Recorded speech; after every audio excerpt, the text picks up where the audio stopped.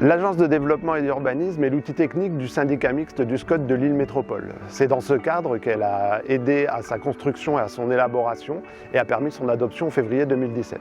6 ans après, l'année 2022 a été en grande partie consacrée à l'élaboration du bilan de ce SCOT. Alors le bilan, c'est un exercice réglementaire obligatoire qui est à produire dans un délai contraint sous peine de caducité du SCOT.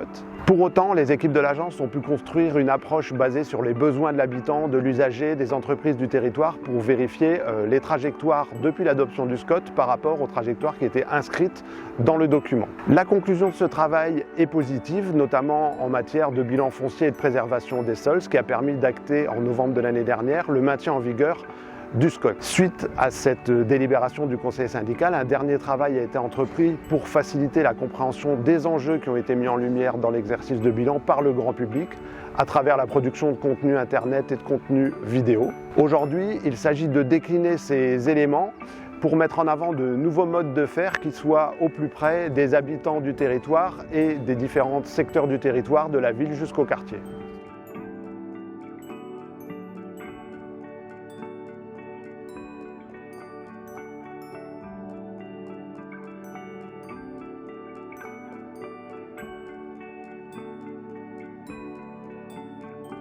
Faire vivre le SCOT en continuité et proche du terrain, c'est le challenge de la démarche des territoires de projet. À l'échelle du territoire de la Deûle et de ses 34 km, l'agence propose des formats diversifiés et originaux en alternant entre appontage du site, espace de dialogue et travail de co-construction. En effet, la démarche a pour but de fédérer l'ensemble des acteurs autour d'une ambition commune, celle de la partage harmonieux de la Deûle et de ses abords, notamment en perspective du canal Sonore-Europe. Les experts du territoire, c'est-à-dire la métropole européenne de Lille, les communes concernées, le port de Lille et Voies navigables de France, mais aussi des experts externes de l'AFNO ont été invités à découvrir ce grand territoire à travers des visites in situ, des cartes et des dessins, mais également au travers des regards de chacun. L'agence a aussi organisé différentes rencontres, notamment un atelier d'esquisse de 3 jours, mais également une visite en péniche pendant laquelle les élus ont fait découvrir leur commune à partir de la Vado. Employer l'ensemble de ces méthodes permet de faire émerger un récit territorial partagé, en mesure de raconter ce qu'est le territoire de la Deûle aujourd'hui et ce qu'il pourrait devenir demain.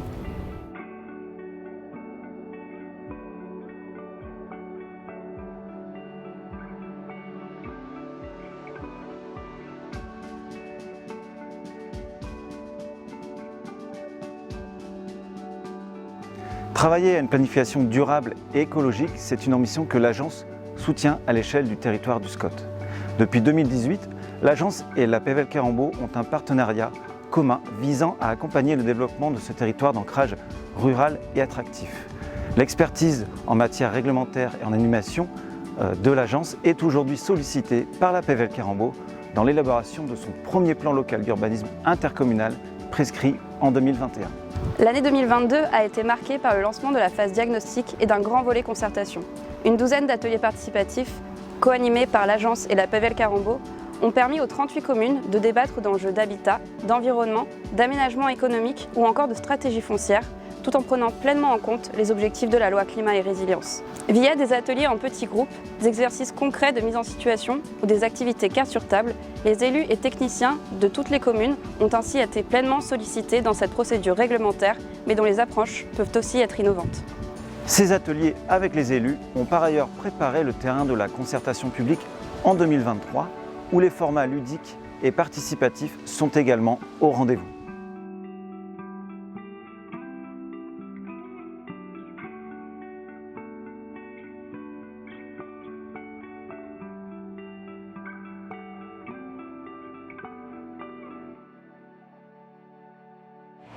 L'agence est missionnée par la métropole européenne de Lille pour réaliser l'observation des quartiers de la politique de la ville dans le cadre du contrat de ville en cours depuis 2015. Pour rappel, ce contrat mobilise tous les acteurs institutionnels et associatifs au bénéfice des quartiers en décrochage, quartiers qui concernent 207 400 habitants. Or, ce contrat s'arrête fin 2023. C'est pourquoi il y avait un enjeu à préparer l'écriture du prochain contrat de ville. Par les ateliers vécu de quartier, l'agence a proposé de compléter l'observation statistique par une approche sensible avec les acteurs de terrain, en les interrogeant sur leur vécu des quartiers et sur leurs attentes vis-à-vis du prochain contrat de ville. En 2022, il y a ainsi eu 6 ateliers territoriaux qui se sont réunis avec 142 acteurs issus de 21 communes, des acteurs issus des villes, des CCAS, des conseils citoyens, du département, des associations, de la région, de l'État. Les ateliers vécu de quartier ont permis le croisement des regards des différents acteurs et ainsi d'affiner la connaissance des quartiers, des initiatives et des acteurs présents et de construire ainsi la stratégie métropolitaine. Ce mode de faire est poursuivi par l'agence en 2023 avec l'animation d'autres ateliers d'écriture pour le contrat de ville avec les citoyens. Et au-delà, l'agence propose d'animer la suite du prochain contrat de ville 2024-2030 avec ce même mode de faire.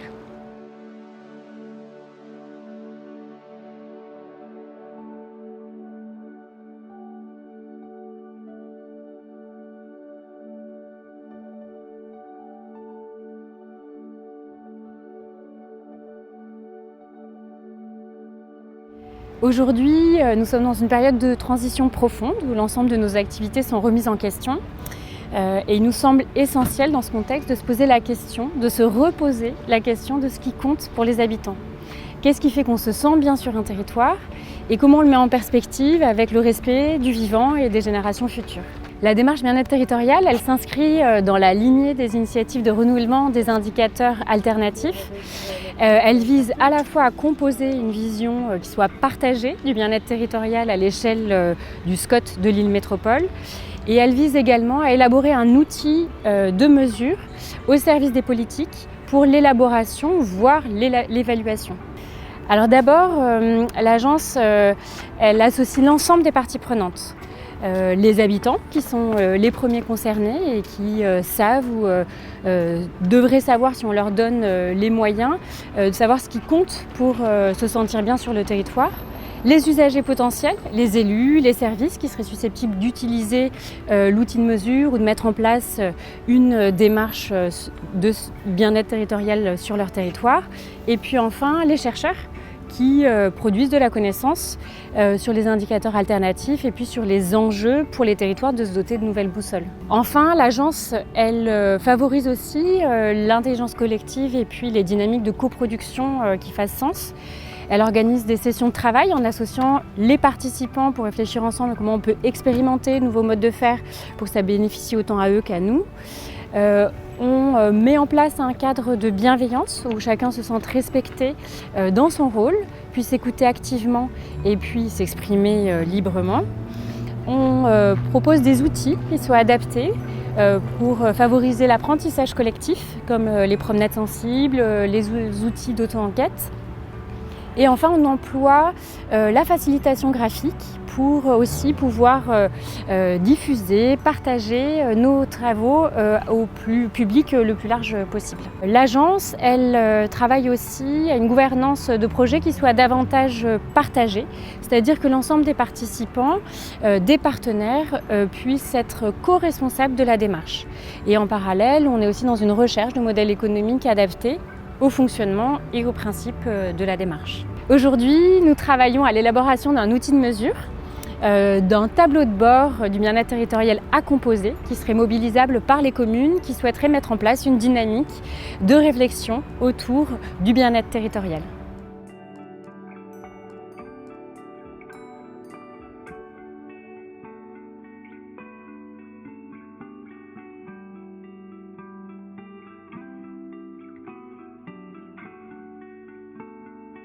Les partenariats de proximité sont nés de la volonté des partenaires d'une agence plus proche des communes.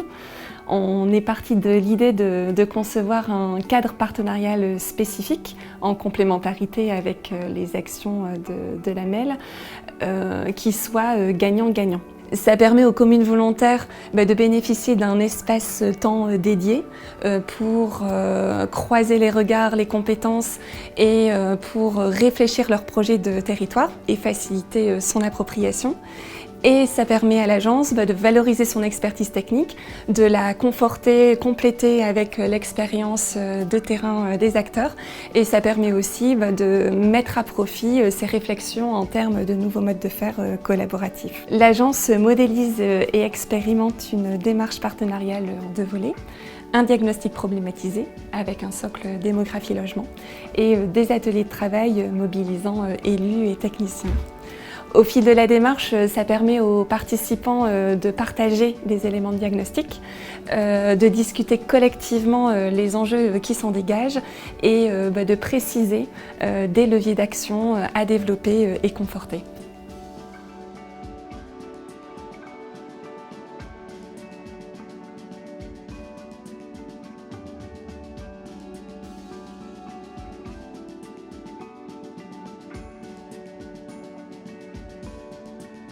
L'agence bénéficie d'une expérience très riche en cartographie et en statistique, qu'elle met chaque jour au service de ses études. Cela fait d'elle, en quelque sorte, un atelier dont la technicité et la qualité des productions sont reconnues. Tout cela est possible grâce à une expertise approfondie en matière de bases de données géographiques et alphanumériques, qui constituent l'ossature de toutes nos analyses, et elles appuient nos nouveaux modes de faire. Cette expertise se double d'une maîtrise des outils informatiques, notamment les SIG, les systèmes d'information géographique, et les logiciels d'analyse de statistiques, qui sont en permanente évolution. La maîtrise de techniques de cartographie, de data visualisation, d'imagerie, de télédétection et de photo-interprétation permet à l'agence de couvrir tout un panel de savoir-faire nécessaires pour aboutir à une information qui soit la plus neutre, fiable, efficace et de qualité. L'objectif final étant de s'extraire du bruit ambiant et ainsi d'aider à saisir au mieux les enjeux du territoire de la manière la plus didactique et intelligible possible. En 2022, l'agence a réalisé plus de 1500 cartes et a nourri ses études avec de très nombreuses analyses statistiques et spatiales qu'elle a déclinées à de multiples échelles, allant du quartier jusqu'à l'échelle nord-européenne, et ce à destination d'un large public d'élus, de techniciens et de citoyens. Un exemple concret de nos réalisations, les portraits de communes, un outil de connaissance qui répond à la volonté de l'agence de développer son offre d'observation et d'ouvrir son ingénierie aux acteurs de son territoire d'action. C'est une véritable vitrine du savoir-faire de l'agence en matière de traitement des données qui évolue constamment. Car l'agence est continuellement en train d'investiguer de nouvelles formes et méthodes de représentation et de visualisation, avec en filigrane des traitements innovants. Elle explore notamment de nouvelles sources de données, comme l'imagerie satellitaire ou le big data, et travaille au développement d'indicateurs et de nouvelles formes de représentation plus communicantes.